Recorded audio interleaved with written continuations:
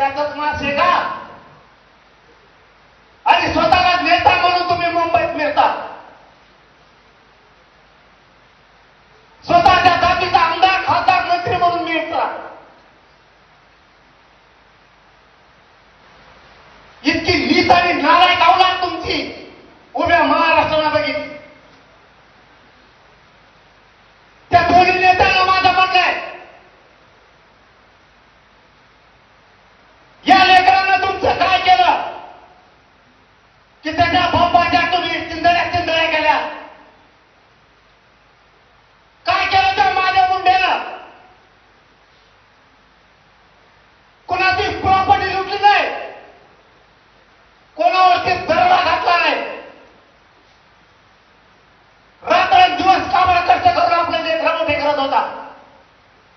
आपले आई बापा आपल्या छोट्या लेकराने बायको सांभाळत होता.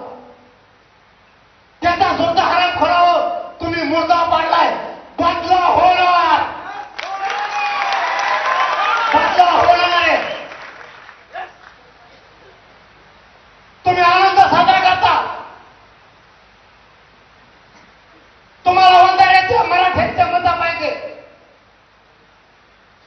तुम्हाला मुस्लिम दलितांचे मतं पाहिजे, पण त्यांच्या लेकरा बाळाच्या मुंडके सुद्धा तुम्ही छाटायला लागला.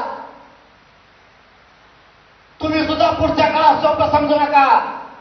टोळ्या वाटतंय तुमच्याकडे, टोळ्या प्रत्येकाजवळ सुद्धा विसरू नका. लोकांना त्या वेळ आणि त्या रस्त्यावर यायला वेळ लागणार नाही. म्हणून गृहमंत्र्याला सांगतो आणि बीडच्या एसपी साहेबाला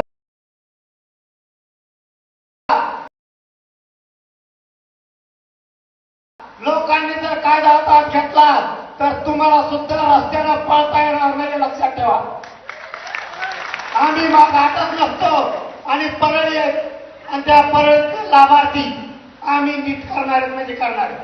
1 महिन्याच्या नंतर 100% परळीचे लाभार्थी नीट होणार.